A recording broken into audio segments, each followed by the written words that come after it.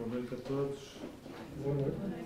Sejam todos bem-vindos, encarnados e desencarnados, a esta casa de encontro familiar. Isto é um encontro familiar. Normalmente este se senta aqui à sexta-feira. Pelo menos eu falo por mim. Hoje temos mais um convidado, o Reinaldo. Penso que já é a segunda vez. Não é? Três. É? O Reinaldo é de Olhão, portanto, quando forem a Olhão, podem ir à Lusiterna visitar a Associação de Olhão. É colaborador do jornal. Este espaço que vem aqui, desde o número 1, salvo erro, aqui do Cartoon, é feito pelo Reinaldo. Quem não sabia, fica esta curiosidade. É um adepiano também, é membro da ADEP. Colaborador do Movimento Espírita. Quem esteve nas Caldas há 2 anos, o Reinaldo também esteve lá e presenteou-nos com uma palestra. E pronto, vamos ouvir o Reinaldo e dizer-lhe que a porta está sempre aberta, sempre que passar férias aqui Obrigado. no Minho, fica aqui a porta aberta para entrar no buraquinho aqui nas palestras.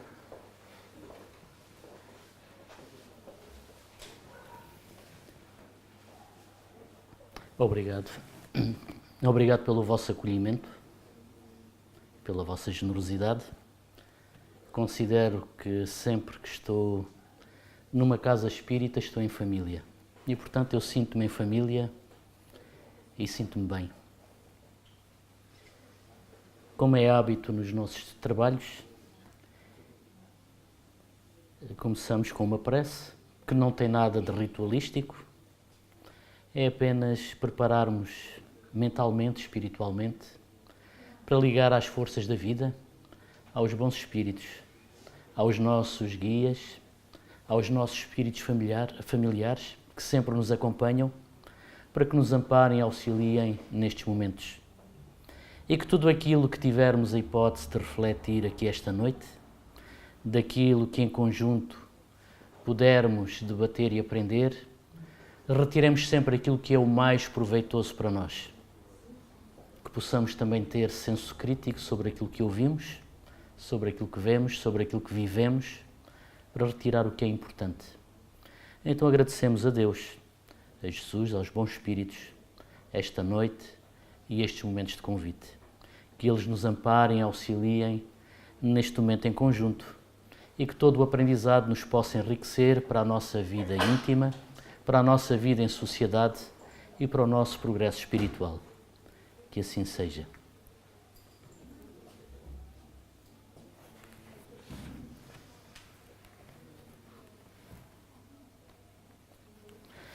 Quando uma aflição não é consequência dos atos da vida presente, é necessário procurar a sua causa numa vida anterior.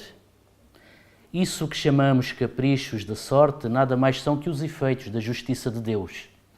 Ele não aplica punições arbitrárias, pois quer sempre que entre a falta e a pena exista correlação. Se na sua bondade lança um véu sobre os nossos atos passados, entretanto, aponta-nos o caminho ao dizer: quem matou pela espada perecerá.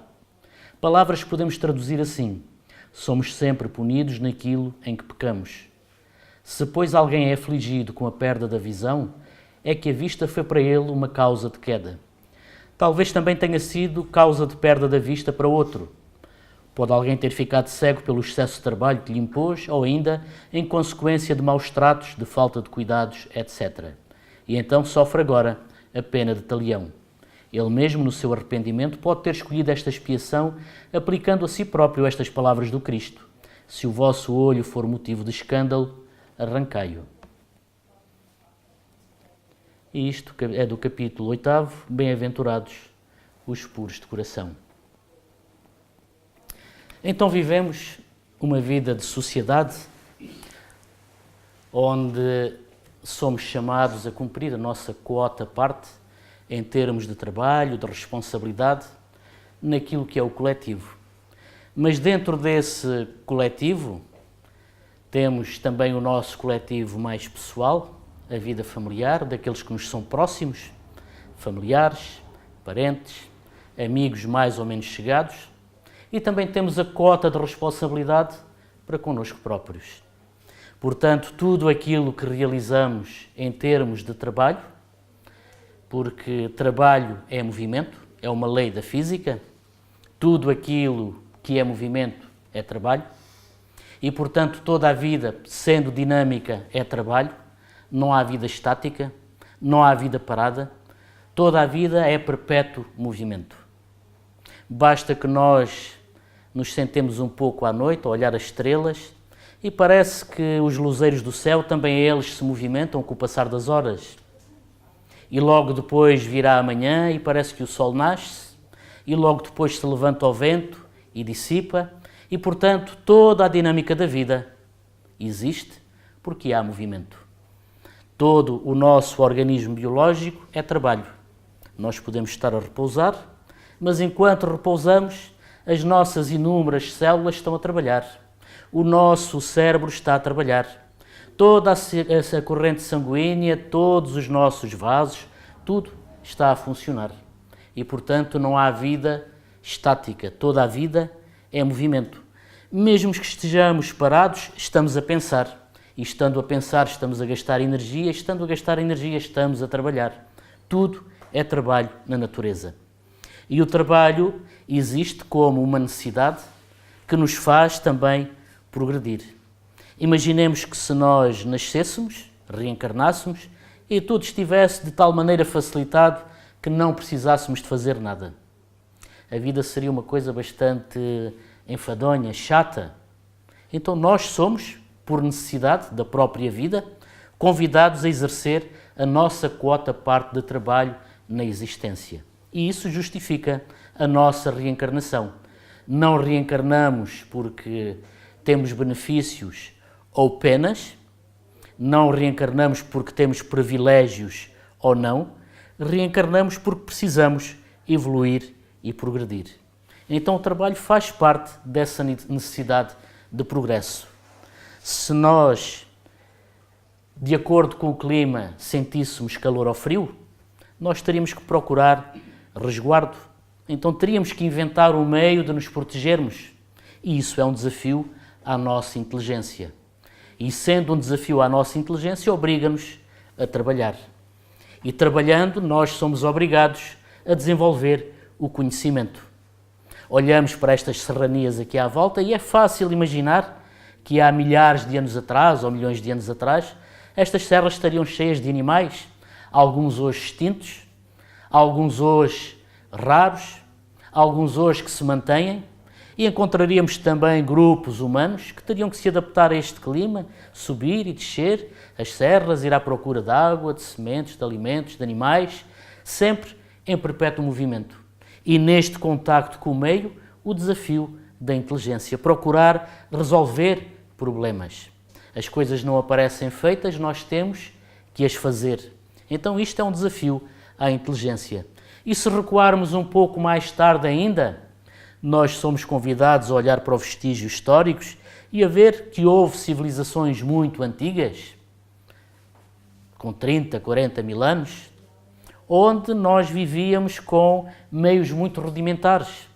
Tínhamos aprendido um pouco de agricultura, tínhamos aprendido um pouco de pastorícia, tínhamos desenvolvido alguma técnica metalúrgica, tínhamos aprendido com o meio ambiente a adaptar-nos e nestas sociedades ainda muito primárias, nós estávamos a ser desafiados à inteligência e ao progresso.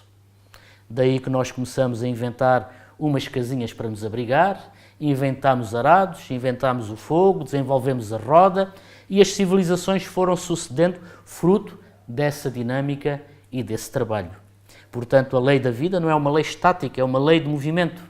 E nós, os espíritos, somos os seres inteligentes da criação.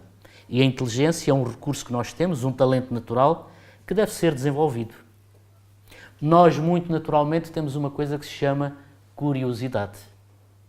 Apresentem qualquer coisa de novo a uma criança pequena e ela vai tentar perceber o que é aquilo, como é que funciona, se é possível desmontar, voltar a remontar. Portanto, nós temos curiosidade. Diante dos fenómenos da natureza, nós temos curiosidade.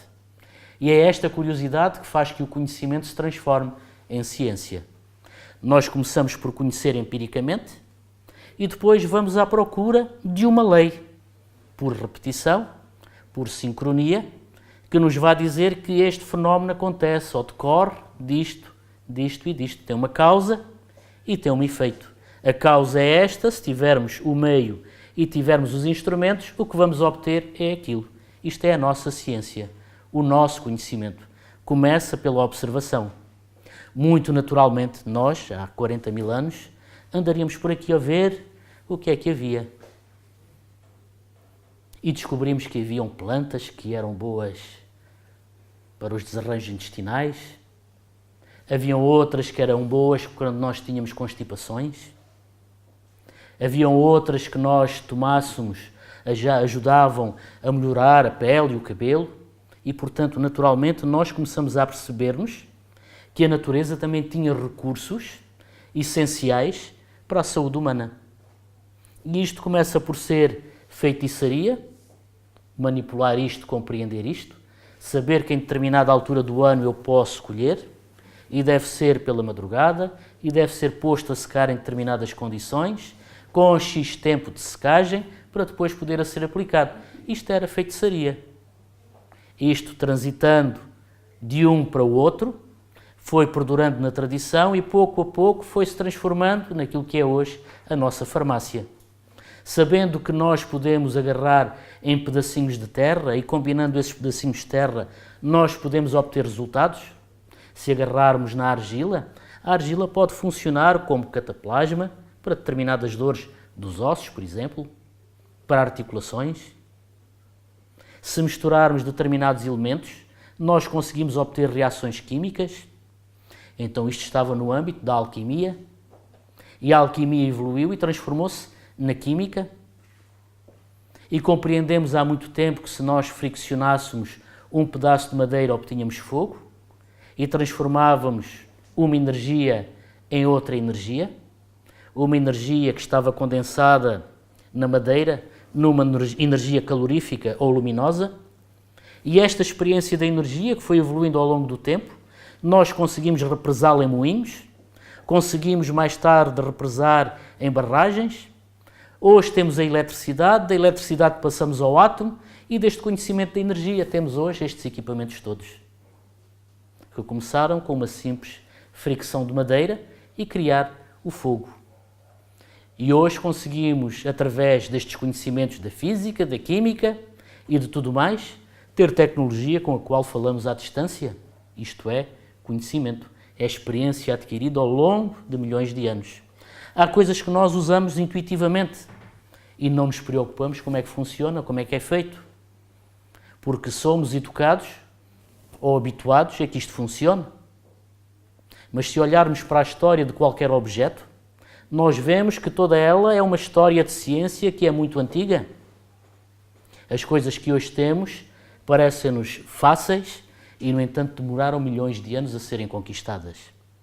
Para conseguirmos ter um calendário mais ou menos fiável dos 365 anos do ano, nós tivemos que andar milhares de anos a observar estrelas, a deixar esses registros de uns para outros, para que os primeiros calendários pudessem começar a ser feitos e que hoje pudéssemos ter um grau de precisão infinitésimo. E compreendemos então que existem na natureza ciclos mais ou menos longos associados a estes calendários, calendários solares, calendários lunares, calendários associados ao próprio sistema planetário, calendários galácticos, etc. O nosso conhecimento alarga-se e daquilo que nós fazíamos, que era andar no nosso meio ambiente, a observar o que havia e a retirar utilidade daquilo que aprendíamos com a natureza, hoje conseguimos saltar para dimensões mais longínquas e fazemos essas extraordinárias viagens. Fazemos viagens ao interior do corpo humano, que era uma coisa que era absurda falar há 300 ou 400 anos atrás. Dizer que vamos pôr um equipamentozinho na corrente sanguínea e que esse equipamentozinho vai correr o corpo todo, fazer fotografias, escanear, mapear, era loucura. Dizer às pessoas de há 400 anos, olha, você entra ali por uma casinha e a gente vai ver os ossinhos todos. Isso é bruxo. No entanto, nós fazemos isso com o raio-x. Nós hoje conseguimos mapear o próprio sistema vascular. Hoje conseguimos chegar a coisas ainda mais sensíveis. Há 30 anos atrás acreditava-se que o homem era apenas bioquímica. Hoje já se sabe que é bioquímica e bioelétrico também. E sabe-se que o corpo humano também é composto por campos eletromagnéticos e que é possível fazer um mapeamento eletromagnético do corpo, saber por onde passa a frequência elétrica e mapear até o funcionamento do cérebro nas suas trocas quando pensamos. E, portanto, isto é conhecimento que evolui por milhões e milhões de anos. E aproximamos-nos nesta época das energias de uma visão do mundo ainda mais estranha do que aquela que os nossos antepassados tiveram, porque este conhecimento que nós tivemos, desta vida que não é estática, desta vida que é conhecimento, que é ação, que é movimento, que é curiosidade, que é criatividade, nós chegamos a dimensões hoje que são estranhíssimas para aquilo que é a visão corriqueira do mundo, que é a visão dos sentidos. Pelos sentidos, nós temos consciência de uma realidade, que é esta material. Nós vemos, tocamos, sentimos. Então, isto são os sentidos, a captarem o que há à nossa volta, a transmitirem tudo isto ao cérebro e o cérebro a transformar tudo isto num mapa mental para que nós possamos interpretar quem somos, onde estamos, o que é o universo, dentro deste mapa tridimensional que o cérebro cria. Tudo isto que eu estou a ver, eu não estou a ver, eu estou a captar pelos sentidos e está a ser recriado aqui dentro. E sendo recriado aqui dentro, ele está a ser, entre aspas, visualizado em 3D pelo meu cérebro. E estando a ser visualizado pelo meu cérebro, está a ser também interpretado pelo meu espírito. De facto, aquilo que eu vejo, aquilo que eu cheiro, aquilo que eu toco, tem uma realidade pelos sentidos, mas a realidade das coisas é ainda mais profunda do que esta realidade das aparências. Porque esta realidade das aparências é a realidade da forma. E a forma não é apenas isto. Esta é a forma do meu braço. Dentro do meu braço há veias, há músculos, há tendões, há ossos, há tecidos, há ligamentos. Dentro de tudo isto há células, dentro das células há núcleos, dentro desses núcleos há outros, e tudo isto composto daquilo que é retirado deste universo onde eu estou, potássio, fósforo, cobre, magnésio, etc., etc., combinado com a energia e tendo esta forma, que é o meu corpo. Mas este meu corpo age porque a ação que é dada ao corpo não é pelo corpo em si, é pelo pensamento que age sobre os músculos, sobre o sistema. Mas o pensamento em si, que vem do cérebro pelo sistema nervoso, ele também é comandado a nível central por aquilo que é o espírito. E, portanto, nós temos aqui feixes de energia convergindo nesta realidade material para dar a impressão a todos vocês que eu estou aqui. Vocês estão a ter uma imagem projetada do meu corpo físico. Mas essa imagem projetada deste corpo físico é a imagem neste plano da existência daquilo que é o meu espírito. Então o meu espírito também ele é composto por feixes de energia muito mais subtis, ligando-se à matéria através do chamado perispírito. E, portanto, esta é uma realidade nova que a ciência hoje começa a traduzir. Começamos pela matéria dos sentidos, a olhar as nossas plantinhas, a subir a serra, a descer a serra, a olhar para aquilo que estava à nossa volta, a tentar compreender como funciona, saber que se meter a planta no chão, quando chegar a esta altura, depois das chuvas, ela vai rebentar, esta espécie vai ser útil para isto, aquilo e o outro, até ao panorama em que hoje vivemos, dentro de uma idade que é uma idade tecnológica, que veio depois da Revolução Industrial, de uma segunda Revolução Industrial, de uma era de telecomunicações e que hoje avança a passos largos para aquilo que será futuramente uma era do espírito. E a ciência, o conhecimento humano, ciência, conhecimento, ao chegar a este grau de complexidade da realidade, começa hoje a falar de uma outra realidade. E essa outra realidade é estranhíssima para aquilo que era a ciência convencional clássica de há uns anos atrás. Porque era uma ciência mecanicista. Acontece isto em função disto. Mas quando chegamos a este nível das energias, temos aqui coisas estranhíssimas. Temos como se houvesse uma sopa de todas estas partículas muito desorganizadas e de repente esta desordem torna-se ordem. Porque à minha volta continua a desordem, mas o meu corpo está em ordem. O que é que faz com que haja uma desordem e da desordem apareça a ordem? Esta é a grande questão da ciência. O que é a ordem das coisas? Então, quando olham para as partículas a saltar, eles compreendem hoje, os cientistas, que a mente do observador, a consciência do observador, interfere sobre os fenómenos físicos. O que quer dizer que o nosso pensamento, a nossa consciência, interfere sobre o mundo físico, sobre a realidade física.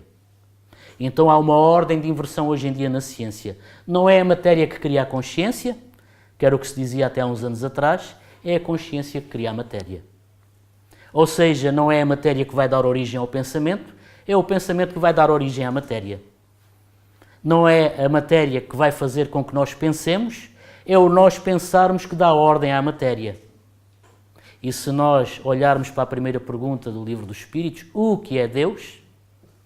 A resposta é a inteligência suprema, causa primária de tudo.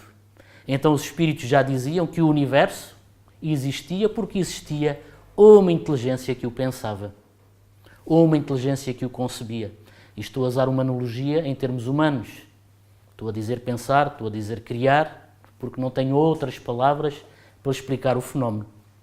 Mas existe uma inteligência por detrás de tudo que organiza tudo aquilo que existe e que é a causa primeira de tudo. Deus, causa primária, inteligência suprema.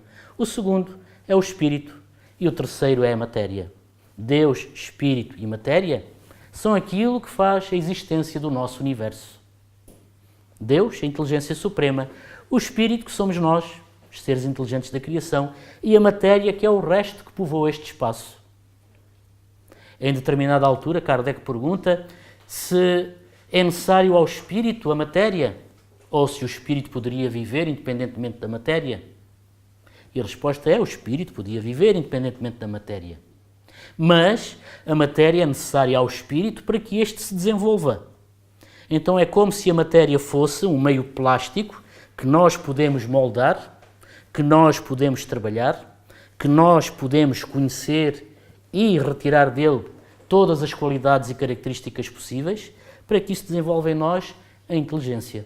Nós não fomos criados perfeitos, nós fomos criados simples e ignorantes, tendendo para a perfeição. Então este simples e ignorante é um trajeto muito longo. Eu falei de 40 mil anos, mas isto é um trajeto que ainda vem lá de muito trás, de muito trás. Porque se nós formos olhar para a constituição do nosso universo, ou do nosso planeta, para ser mais prático, nós vamos ver que temos elementos minerais. Nos elementos minerais existe já o princípio inteligente, que está num estado muito tranquilo. Mas este princípio inteligente já tem em si forças eletromagnéticas. Então ele dá coesão a esta parte do mundo mineral. Este princípio inteligente vai se desenvolver e vamos encontrá-lo agora nas plantas, onde a associação é outra e onde há princípios daquilo que será a vida para o futuro. Nós temos ali o princípio do nosso sistema circulatório, temos a sensibilidade à luz solar, etc. Vamos encontrar depois isto da planta nos animais. E os animais agora providos de outras características, com um grau de inteligência mais desenvolvido. Hoje sabemos que também com princípios de sentimento, que são animais que são sensíveis e que tudo aquilo que nós fazemos ao gato, ao cão, ao passarinho, ele sente a nossa vibração, sente a maneira como o tratamos e, portanto, todos os animais também têm sentimentos. E depois vamos assistindo a essa evolução até chegar ao homem, que é o topo da pirâmide, naquilo que nós conseguimos perceber na escala evolutiva. Os astrofísicos colocam esta piramidezinha com uma série de interrogações lá em baixo, que é o tal estado caótico. E depois aparecem os neutrinos, os quarks, aquelas coisas todas, e aquilo vai em grau de complexidade por aí fora até aparecer o homem. E voltam a pôr pontos de interrogação acima do homem. Porque não sabemos aquilo que virá depois do homem. Mas certamente a evolução prossegue, se não neste espaço de tempo material, em outros espaços de tempo, onde a inteligência continua a evoluir e a progredir. Então nós temos uma lei da vida que é dinâmica, que não é estática, que está em permanente movimento. E é este movimento de tudo, desde os átomos, das partículas dentro de nós, aos ciclos das nossas moléculas, a tudo aquilo que funciona neste esquema todo complexo que nós somos, até aos nossos pensamentos, até aquilo que vivemos em sociedade, tudo isto é vida em ação. Então esta vida em ação projeta-nos sempre para a frente, projeta-nos sempre para mais alto e para melhor. Há 40 mil anos nós andávamos a fazer estas recolhazinhas. Temos depois aí as nossas antas, os dólmenes, temos o cromlech dos almendres em Évora, podemos ir a Foscoa, ver lá o Paleolítico. Aquilo era a nossa atividade nesse tempo. Éramos pastores, agricultores, e aquilo era a representação do nosso mundo, tal como nós o entendíamos. E nesse nosso mundo nós já temos curiosidade. Se vocês forem aos Almendres, no Alentejo, que tem ali um grande núcleo de megalitos levantados, todas aquelas elipses que ali estão são calendários estelares, solares, lunares, que serviam para as orientações, para os de várias estrelas, várias constelações, para aproveitar os ciclos ao longo do ano, para os grandes calendários, para as grandes festas e para as grandes manifestações religiosas. E quando nós nos reuníamos ali para o Alentejo, porque aquilo não eram só alentejanos, eram os alentejanos com os algarvios, com os minhotos e os outros que ali iam, grandes peregrinações, nós tínhamos grandes festas comunitárias, onde nos voltávamos a reencontrar, onde falávamos tudo e mais alguma coisa, das nossas preocupações, da nossa metafísica, da nossa ciência, trocávamos o que tínhamos, porque produzíamos coisas, e voltávamos ao fim de algum tempo novamente aos nossos lugares, continuar a nossa vida até retornar lá ciclicamente. Então nós tínhamos já esta curiosidade do mundo. E se nós formos olhar aquilo que foi enterrado aí nesses cromlechs, nessas antas, nós vamos ver que estão ali as nossas concepções do mundo, da criação do mundo e de quem nós somos. Porque já se faziam enterramentos onde se colocava as pessoas na posição fetal, como se fôssemos novamente bebés, agora colocados no ventre da terra-mãe, que nos deu a vida e que nos recebe. A terra que nos deu o nascimento e a terra que nos volta a acolher. E sobre estes corpos que ali estão, orientávamos na direção do sol nascente e do sol poente. Porque a vida também, o nascer, é dar à luz. É uma luz que nasce e que tem a sua manhã, o seu zénite, o seu entardecer e o seu desaparecer do outro lado, quando o sol se põe. A alma faz esta viagem, volta novamente ao mundo de onde veio, está lá um tempo e volta a renascer como os ciclos do sol. Então os corpos eram orientados nesta posição e sobre eles derramava-se um pouco de ocre vermelho, simbolizando o próprio sangue da vida, o ferro que está no sangue, desejando que na terra, no ventre da terra, a vida possa continuar e possa voltar a renascer. E então, como símbolo do nosso amor, do nosso afeto, porque já éramos criaturas de afetos e de sentimentos, nós depositávamos flores, que apanhávamos à volta, porque muitas vezes o corpo daquele que ali era depositado apreciava as plantas, apreciava flores, tínhamos sentimentos estéticos também, tínhamos sensibilidade. E porque muitas vezes acreditávamos que no além a vida continuava, nós depositávamos junto com ele sementes, dentro de vasos, de potes, punhamos instrumentos de trabalho, artefactos, joias, para que se sentisse bem acompanhado do outro lado.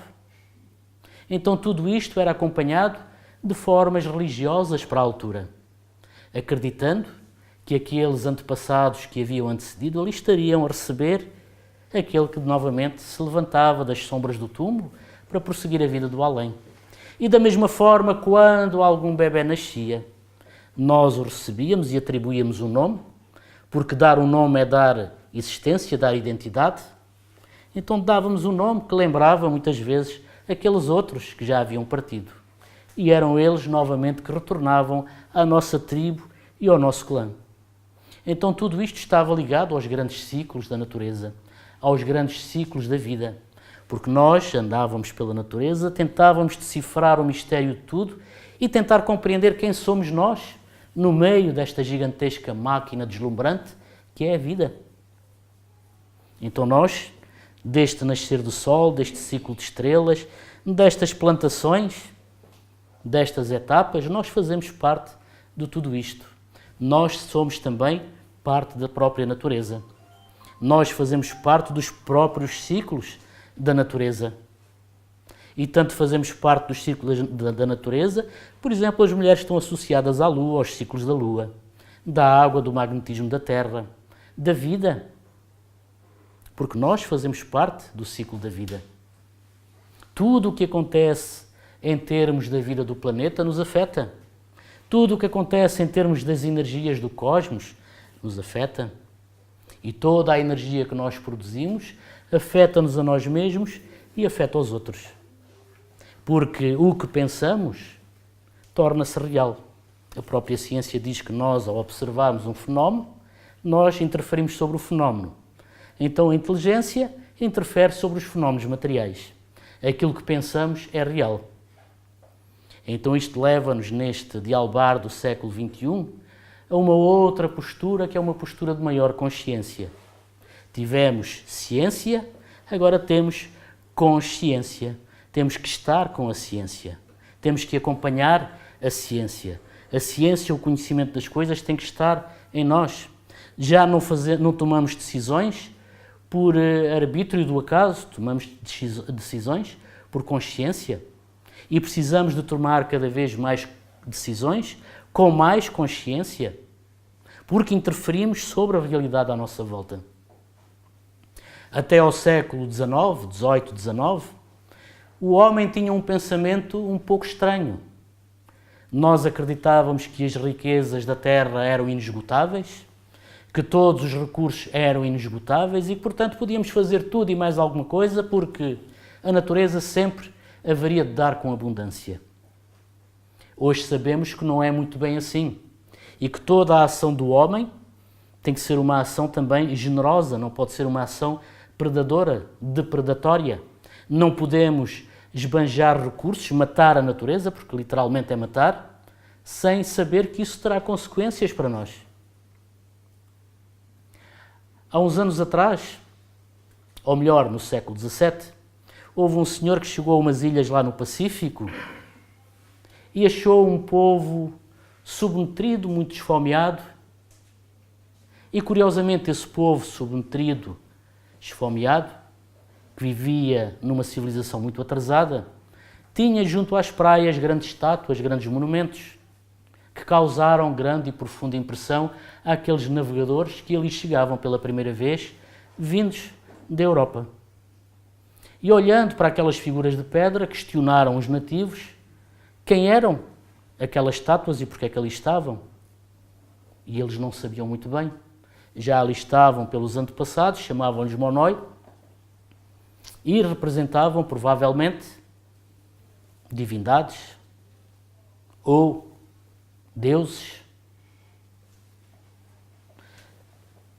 Estes navegadores partiram e voltaram alguns anos depois. E o que encontraram foi algo ainda mais estranho. Aquelas populações ainda estavam mais dizimadas. Quando mais recentemente os historiadores começaram a investigar a história da ilha, isso começou a escavar aquilo que havia em torno destas estátuas e nas grutas e nos antigos aldeamentos, e tudo aquilo que eram vestígios ainda do pólen, das árvores, da vida de há centenas de anos atrás, a história da ilha começou a ser reescrita de outra maneira. Então a história não era bem isto, a história era um pouco diferente. Houve um conjunto de pescadores que saíram lá das ilhas da Polinésia e, indo a pescar, desviaram-se um pouco da sua rota e chegaram àquela ilha. E o que eles encontraram à época foi o paraíso. Era uma ilha farta de peixe, abundante em árvores, com abundante vegetação, e que, portanto, tinha tudo para se viver uma vida na maior das abundâncias materiais. Encontrado o paraíso, eles voltaram para ir buscar as suas famílias. E com estas famílias foram povoar a ilha. E ao chegarem àquela ilha, onde havia grande abundância de tudo, começaram a procriar. Porque havia abundância de alimento, havia abundância de bebés. Havia abundância de alimentos, queria dizer que muitos mais sobreviviam. Mas para trabalhar os alimentos eram necessários árvores, que tinham que ser queimadas para cozer os alimentos. Era necessário derrubar árvores para fazer casas. Era necessário derrubar árvores para fazer pirogas, para apanhar peixe. E então, numa fração de algumas centenas de anos, o desmatamento da ilha fez com que o ecossistema começasse a falir. Então aquela umidade que existia, aquelas árvores que existiam, começaram a perder condições de existência. E a ilha, pouco a pouco, foi-se transformando num deserto. Estas pessoas, do princípio, para agradar aos deuses, iam então lá junto do vulcão escavar rochas em forma dos monoi, transportavam-nas em cima de troncos e iam depositá-las junto à praia, a olhar o Oceano Pacífico. E quanto maior era a abundância, maior eram as estátuas. Então as estátuas eram um sinal de agradecimento aos deuses que os observavam. Mas à medida que o alimento começou a escassear, estas crenças começaram a falir. Porque os deuses já não respondiam, não davam aquilo que a comunidade precisava. Então esta comunidade, revoltada com os deuses, derrubou muitas dessas estátuas. Quebrou outras, deixou de produzir estátuas, porque ainda havia feito estátuas ainda maiores e os deuses não os ouviram, porque aquela abundância do passado não voltou. E isto degradou-se de tal maneira que deixou de haver lenha para a fogueira, deixou de haver embarcações para ir à pesca, então deixou de haver alimento. A civilização caiu a um nível de tal ponto que se tornou bárbara. Os povos dividiram-se em clãs, em famílias, e começaram a guerrear-se uns aos outros. E levou até ao extremo de haver atos de canibalismo. Então, quando estes navegadores chegaram centenas de anos depois, o que eles viram foi o fim de uma civilização que chegou ao paraíso. Então, hoje, esta metáfora do paraíso é usada também como uma metáfora que nós temos que ter na nossa relação com a natureza. Há 40 mil anos nós andávamos por aqui, subíamos e descíamos serras, íamos à procura das coisas, sabíamos como funcionava. E aquilo que retirávamos era pouco, porque éramos poucos. Criávamos os nossos rebanhos, cultivávamos as nossas terras, defendíamos um pouco o nosso território, defendíamos uns aos outros, produzíamos coisas, trocávamos com outros, trocávamos famílias também através dos casamentos. E quando chegamos ao início do século XX, meados do século XX, os grandes países industrializados debatiam-se com as chuvas ácidas, porque a produção de carbono era de tal ordem que as chaminés largavam para a atmosfera, entravam na composição das nuvens e quando caía água, não caía água, caía ácido. Porque aquilo que as chaminés largavam e que se acumulava nas nuvens, combinado com a água, era ácido. E o ácido caía sobre as florestas e matava tudo aquilo que aparecia. Queimava as folhas, os troncos, as raízes. E primeiro que ganhássemos consciência de que isto estava a acontecer, primeiro achávamos que isto era um filme, mas depois a ciência deu-nos o conhecimento do porquê. Então tivemos que criar filtros para as fábricas e começar a criar legislação não poluidora. E felizmente muitas dessas florestas recuperaram, muitos desses rios que estavam quase mortos sobreviveram, porque começamos a agir com consciência, compreendendo que a nossa ação, o nosso pensamento sobre aquilo que achamos que é a vida, altera a própria vida. Então, se as coisas estão más em termos de mundo, de sociedade, nós podemos corrigir se tivermos consciência, se quisermos mudar, se compreendermos que é necessário mudar, que às vezes é preciso sacrifício para mudar. Porque a vida do planeta Terra também está depositada nas nossas mãos, na nossa consciência, nos nossos atos, nas nossas decisões, nos nossos pensamentos. Mas o problema hoje é que nós sentamos os líderes mundiais, os problemas estão identificados, mas ninguém sabe como resolvê-los. Criámos uma caixa de Pandora com muitos demónios lá dentro. E fazer certas mudanças implica entrar em conflito com interesses que são muito poderosos. Mas as mudanças têm que ser feitas. E nós podemos interrogar-nos, mas é necessário vivermos em estado permanente de guerra? Porque vivemos em estado de guerra. Nós estamos na periferia da guerra. Mas a guerra está a acontecer. Neste momento há pessoas que estão a ser bombardeadas, há crianças a morrer, há corpos estraçalhados, há dor, há sofrimento, há toda uma vida social que está a ser desfeita, não há escolas, não há hospitais, não há organização, há refugiados à procura de um Eldorado que também não existe. Nas nossas sociedades campeia o desemprego, a falta de oportunidades, porque a nossa visão do mundo está centrada naquilo que é exclusivamente material e não naquilo que é fundamentalmente espiritual. Então é necessário mudar perspectivas, ganhar nova consciência. E da mesma forma que andamos lá há 40 mil anos, atrás das plantinhas, à procura de descobrir as regras e as leis, hoje andamos à procura destas outras regras, outras leis, que já não têm tanto a ver com o mundo material, mas com o mundo espiritual. Kardec pergunta onde é que está escrita a lei de Deus para que o homem a conheça. Ele diz, na consciência. Na consciência nós temos a noção perfeita do bem e do mal, intuitivamente, porque já nasceu connosco. E como é que a gente lá chega a essa lei de Deus? Os cientistas olham para a natureza, estudam o mundo material e retiram das leis da natureza as leis de Deus, porque é Deus que coloca as leis na natureza. E nós somos capazes de interpretar essas leis. Mas há também as leis morais que normalmente são procuradas pelas religiões, pela filosofia, porque os espíritos, os seres inteligentes da natureza, também são seres morais. O nosso pensamento não está destituído de um juízo de valor. Aquilo que eu faço, eu sei que pode ser bom ou mau. Sei que tem consequências. Aquilo que me fazem, eu sei que é bom ou mau. E, portanto, há juízos que têm a ver com esta questão moral do espírito. E esta outra lei do espírito é aquela que estamos ainda muito imperfeitamente a aflorar ou a compreender. Nós temos uma grande inteligência que permitiu esta grande tecnologia.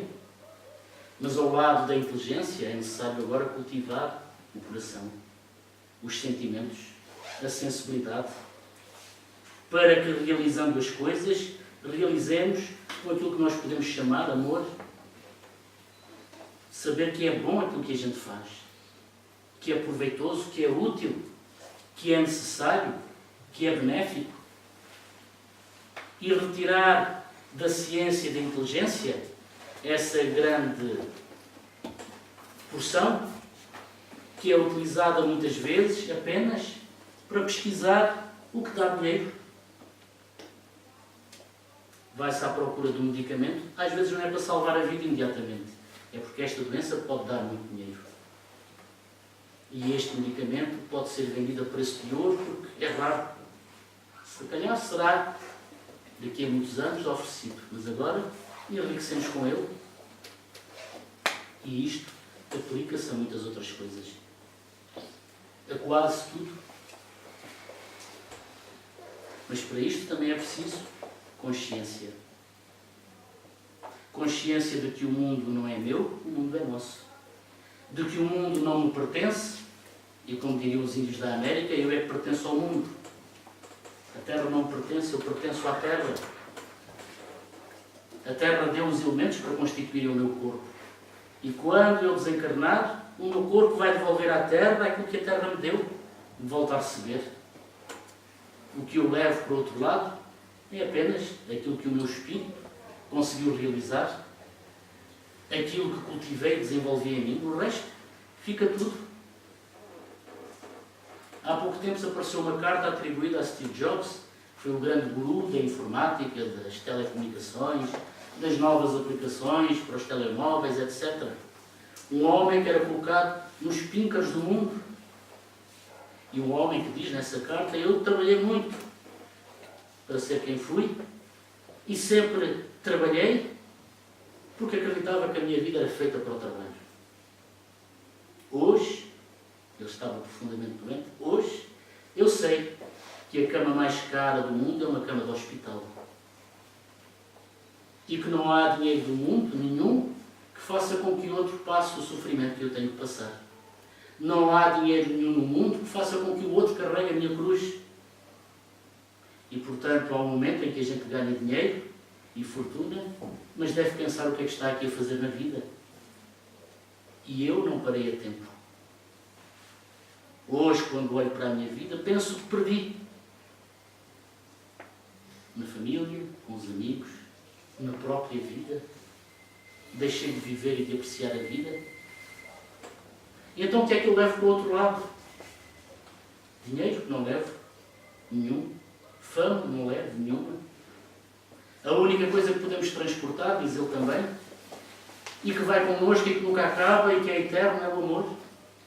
O amor perdura para lá do espaço e do tempo. Então é como que um alerta de um espírito que está a transitar para o outro lado, não precisando de uma sessão mediúnica para se manifestar, ainda encarnado, fazendo uma reflexão sobre a própria vida e dizer: olha, eu fui um homem ambicioso, tive o mundo a meus pés, toda a gente me queria imitar, eu era o guru de uma multidão de jovens ambiciosos como eu, que queriam conquistar tudo e todos. Chegado a este ponto, eu agora viro para eles e digo: vocês estão iludidos, não sigam meus passos, não façam o que eu fiz. Trabalhar é importante, ter objetivos é importante, mas viver em função disso é não viver. Estamos vivos porque há coisas importantes na vida a viver. Então isto é uma época de consciencialização, de ganhar consciência. Porque tudo aquilo que enganamos em termos de conhecimento e que o conhecimento transformou em ciência, a ciência hoje deve modular-se também com a nossa ética, com a nossa moral, para ser consciente, para ser bem aplicado, para ser útil, para ser benéfico. Para que nós possamos, connosco mesmo primeiro, depois com aqueles que estão à nossa volta, ter uma postura ética de amor. A nossa postura é muito centrada no eu. E quando eu digo a nossa centrada no eu, já estou a apontar para mim.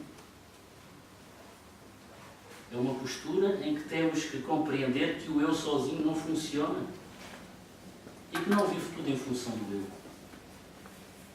Somos parte de um todo. Não é a minha felicidade que me faz feliz. É a felicidade dos outros que me faz feliz. O que eu faço com que os outros sejam felizes é o que me faz feliz. Eu sinto-me feliz quando os outros estão felizes à minha volta. Então eu tenho que compreender que é ao contrário. Eu tenho que distribuir felicidade sem estar à espera que ela retorne para ser feliz. Eu tenho que dar de mim para receber alguma coisa. A economia da vida espiritual é diferente da economia das finanças. É uma economia que quanto mais se dá, mais se tem. Quanto mais se divide, mais se multiplica. Feliz é aquele que dá de si, não é aquele que dá do que tem nas algebeiras. É o que dá de si. Eu posso dar muita coisa material e dizer: olha, está a precisar, faço caridade material, mas a verdadeira caridade é chegar junto de quem precisa, olhar nos olhos, saber como é que se chama, que problema é que tem, porque é que está assim. ganhar empatia, solidariedade e dar de mim. Às vezes entregamos para alguém entregar, mas não somos capazes de chegar lá e dar pelo menos um aperto de mão, se não somos capazes de dar um abraço ou um sorriso. No entanto, se fizéssemos o exercício ao contrário e nos imaginássemos a nós naquela posição, o que é que nós esperaríamos dos outros? É sempre mais fácil julgar. Mais difícil é estar na posição de compreender. É passar por. O mundo está cheio de juízes. Muitos juízes. E todos nós temos um juiz dentro de nós a avaliar. Mas é um juiz que não se avalia muitas vezes a si mesmo. À semelhança daquilo que o Cristo dizia, temos uma trave nos nossos olhos, mas estamos a ver aquele X que, olha, tens aqui uma coisinha no teu olhinho. Ou seja, tu tens um problemazinho aqui na tua alma.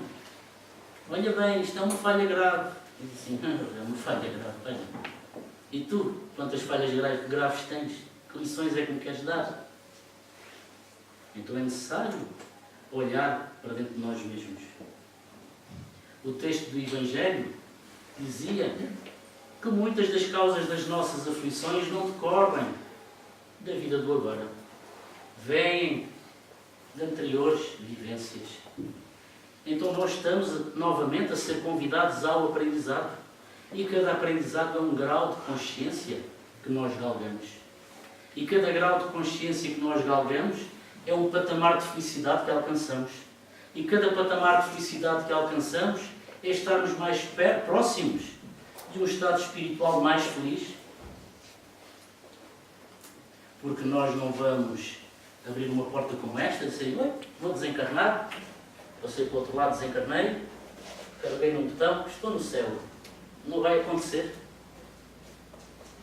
O mais certo é estar assim, caio para o lado, desencarnei. Nem estava à espera. E depois levanto-me e digo assim, então, oi, não me ligam nenhum, está tudo aqui em pânico, aos gritos, já me caiu. Porque não carregamos no botão para nos tornarmos perfeitos. É trabalho, porque a vida é dinâmica. A vida é movimento, a vida é ação. O pensamento é ação. E esta ação de cada dia é aquilo que faz a diferença. Dizemos, é difícil. É difícil. Não é fácil. Mas ponham-se na posição, por exemplo, de um senhor chamado Mahatma Gandhi e verão o que é difícil. É difícil, é? Ponham-se no lugar de um Martin Luther King e vejam o que é difícil. É difícil. Ponham-se no lugar de um Nelson Mandela e verão o que é difícil. Eles deram um exemplo de que é possível. E nós podemos fazer pequeninas transformações que já serão muito importantes. Se nós ganharmos um pouco de paz em nós, haverá paz na nossa família. Se a nossa família tiver essa paz, haverá paz na nossa vizinhança. Se a nossa vizinhança tiver paz, haverá paz no nosso bairro. Se o nosso bairro tiver paz, haverá paz na nossa cidade. Se a nossa cidade estiver em paz, haverá paz na nossa região. Se a nossa região estiver em paz, haverá paz no nosso país. Se um país alcançar a paz, provavelmente o mundo alcançará a paz.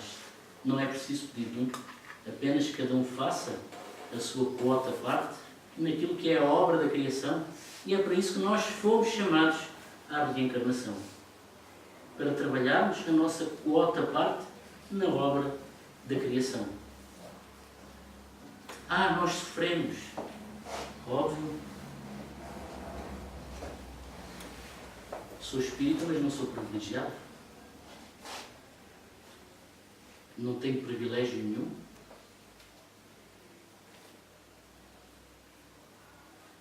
Também tenho problemas, também tenho angústias, também tenho dúvidas.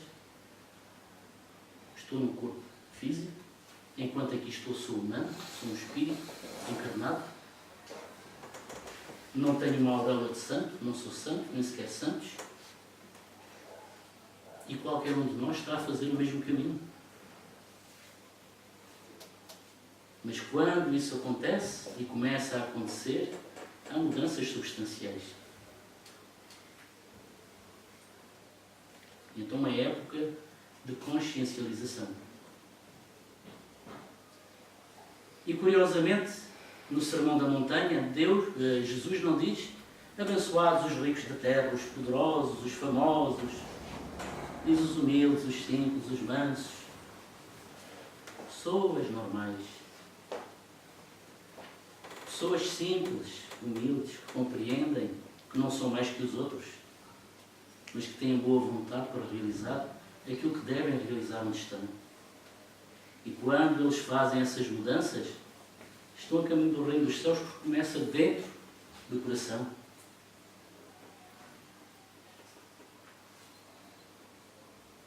Passos simples.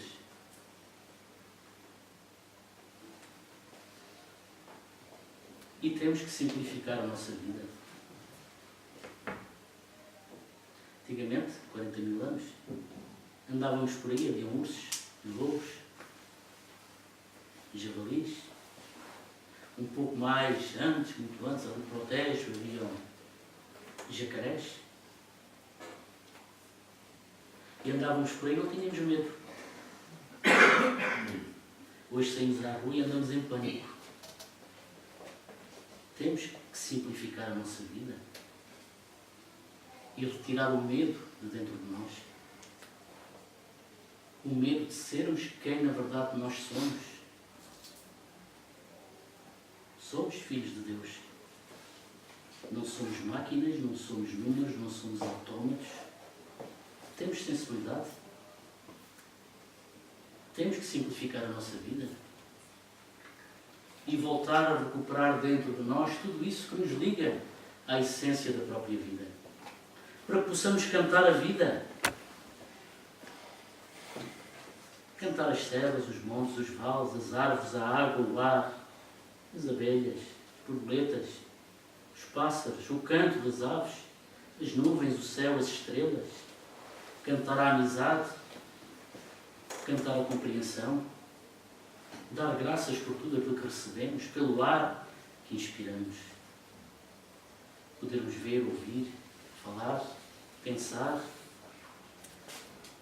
compreender que esta vida é extraordinária e que nós a banalizamos. Eu, quando penso em cada criança que nasce, acho que é o maior dos milagres do mundo. Trazer um espírito à reencarnação. É uma aventura extraordinária. E vamos fazer uma nave espacial e mandar um homem até lá. Isso é mais fácil. É mais difícil trazer um espírito de volta à Terra, dar um corpo, uma família, educação. É um milagre.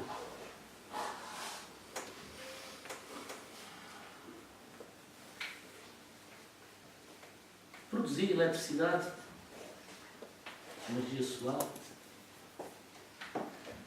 produzir água. A água é um milagre. A vida está cheia de milagres. Mas para nós o milagre é chegar a uma caixinha que está na parede, meter um cartão, carregar uma coisa e aquilo dá dinheiro. Isso é milagre.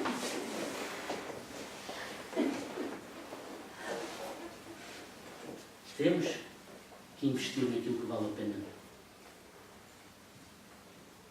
Temos que humanizar. Temos que espiritualizar.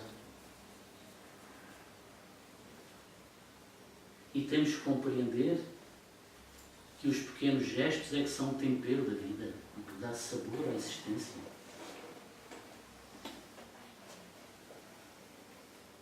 Bom dia, como está? Então, e a família? O filho está melhor? Faça favor. Obrigado pela sua gentileza. Coisas simples. Deixamos de dar importância ao outro, porque o outro tem a obrigação de nos servir. Mas nós servirmos o outro é muito mais complicado. Mas quando isto entra na nossa rotina, há coisas que mudam. As pessoas que eram antipáticas começam a tornar-se mais simpáticas. as pessoas que eram revoltadas começam a tornar-se pessoas mais sociáveis, porque toda a gente gosta de ser bem tratado. Eu não gosto de ser tratado a chicote. Acho que ninguém gosta. Então, é inverter as coisas. É isto que faz com que o mundo, para nós, seja mundo. Saber que estamos aqui e que somos importantes para alguém, para nós primeiro, para os outros também.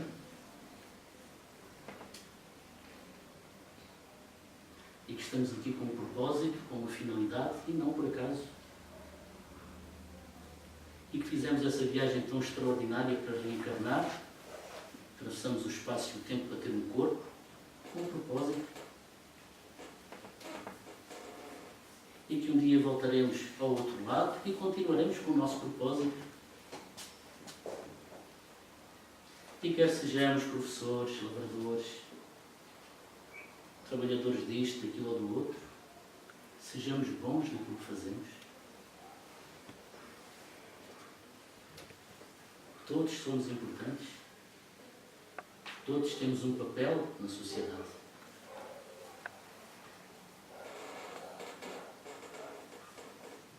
E então convido-vos, uma vez que tem uma natureza tão extraordinária à vossa volta, andem pelo campo. Abracem as árvores. Observem a natureza. Sintam a sua energia. Sentem-se à noite e olhem as estrelas. Apreciem a vida. E se tiverem hipótese, apreciem a vida de mãos dadas, apaixonadamente. E se tiverem hipótese, apaixonadamente e com amor, com carinho, partilhem a vida. Passa rápido. E depois chega-se ao outro lado e diz: olha, gostaria de ter dito e não disse. Gostaria de ter feito e não fiz. Gostaria de ter estado e não estive. Então, dizemos, fazemos, estamos. Cada momento é o momento mais importante. O momento agora.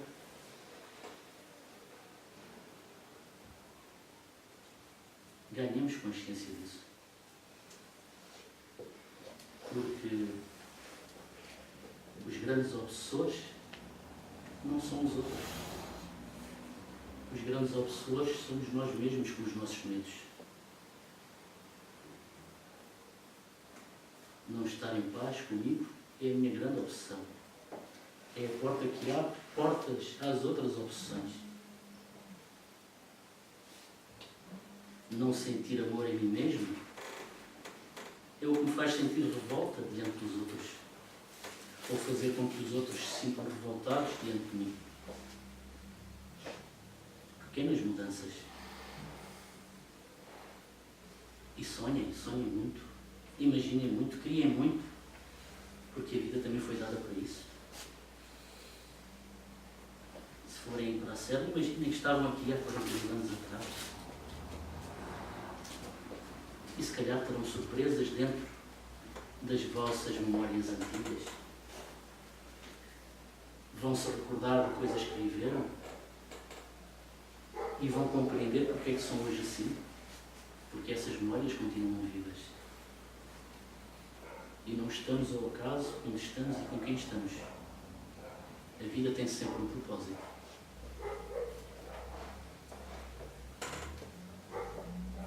Então agradecemos a oportunidade desta noite em família de estar aqui convosco, partilhando um pouco daquilo que é a visão espírita da vida. Normalmente fazemos grandes viagens no tempo, na história, porque é necessário ir buscar memórias para entender quem somos agora. Este escurinho que vocês veem aqui não é de andar na praia, é de apanhar sol. E é um escurinho que quer dizer, provavelmente, nestes anos estão árabes, judeus e negros escravos. É a história do meu corpo biológico e é importante que eu saiba a minha história. Porque esta história pode ser uma história de tolerância, de compreensão, de aprendizado. Não entender isso é tornar a minha história uma história de discriminação. Sou um bocadinho mais clarinho. Mentira. Sou um bocadinho mais clarinho, porque houve aqui mais uns quantos géneros mais clarinhos. Porque os outros géneros eram um bocadinho mais escurinhos. Eu tenho um cabelo um bocadinho mais direitinho, não em carapinha, porque já houve mutações genéticas, não é? Mas isto é o extraordinário da vida. E ajuda-nos a compreender quem somos. Então agradecemos a oportunidade desta noite, de estarmos juntos, e rogamos a bênção dos bons espíritos para todos nós, que eles nos amparem, nos auxiliem na nossa caminhada diária, nos nossos desafios cotidianos, naquilo que temos que enfrentar e suplantar para encontrar paz, tranquilidade, harmonia interior. E que em cada dia nós possamos dar graças a Deus por mais um dia, por mais uma oportunidade, por estarmos a viver no tempo certo aquilo que é tanto vivermos agora.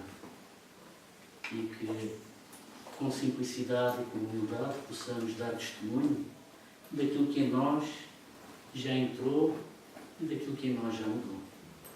E agradecer a Deus a oportunidade dessa existência partilhada, dessa existência de trabalho, de luta, de sofrimento, mas que é uma existência de procura da luz, da harmonia e da felicidade. Que a paz chegue a todos os corações e que possa envolver toda a terra, para que a fraternidade não seja apenas uma palavra nos dicionários, nos tratados, mas que seja algo de puro e sentido nos corações e nas almas. Que a paz do Cristo fique com todos nós. Obrigado.